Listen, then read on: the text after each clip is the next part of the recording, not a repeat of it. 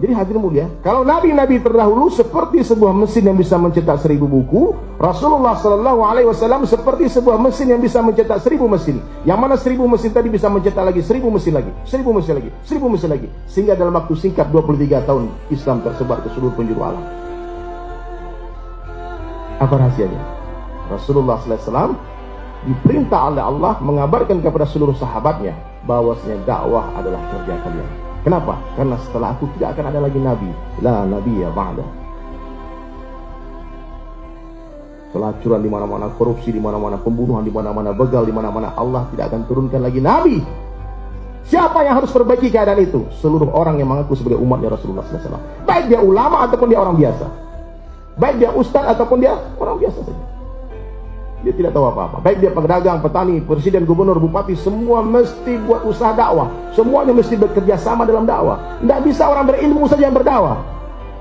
Pergi perang itu tidak bisa jenderal semua, Pak. Kopral pun ikut, mayor pun ikut, tukang pijit diajak juga, tukang masak diajak juga.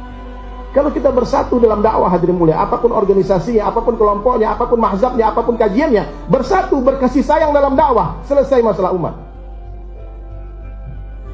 Apapun partainya,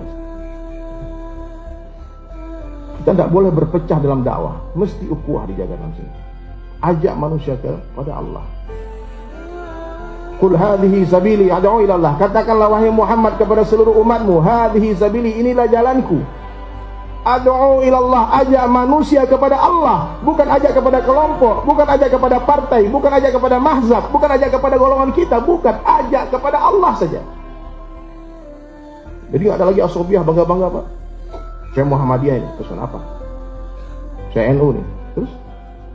Kalau Bapak NU kenapa, Pak? Saya ini orang Padang loh. Terus kalau Bapak orang Padang kenapa? Kamu nggak ngerti, saya orang Arab, keturunan Nabi. Nggak ada urusan mau keturunan Nabi, mau keluarga Nabi. Kalau kamu nggak bertakwa, hina dalam pandangan Allah. Yang mulia hanya bertakwa saja. Jadi hadirin mulia, siapakah yang agamanya yang lebih baik daripada orang yang berdakwah mengajak manusia kepada Allah? Siapa, Pak? Pertanyaan Allah tidak perlu dijawab karena tidak ada jawabannya. Sampai detik ini, Pak, setiap majelis saya tanyakan, Ustaz, Kiai, Tuan Guru, Ajengan, Maulana, Syekh, tolong jawab pertanyaan saya. Apakah ada perintah Allah yang lebih besar dari dakwah? Sampai hari ini belum ada satu orang pun yang berkicau mengatakan ada. Orang sholat belum tentu dakwah, Pak. Sholat dakwah itu kata Rasulullah SAW, umul fardu, ibu dari segala amalan. Kalau kita dakwahkan itu dakwah, insya Allah orang yang kita dakwahi dia akan sholat, dia akan zakat, dia akan puasa, dia akan haji. Tapi orang haji belum tentu dakwah, orang zikir belum tentu dakwah, orang kajian belum tentu dakwah. Tapi orang dakwah pasti belajar. Dia pasti akan haus akan ilmu. Dia pasti akan sholat.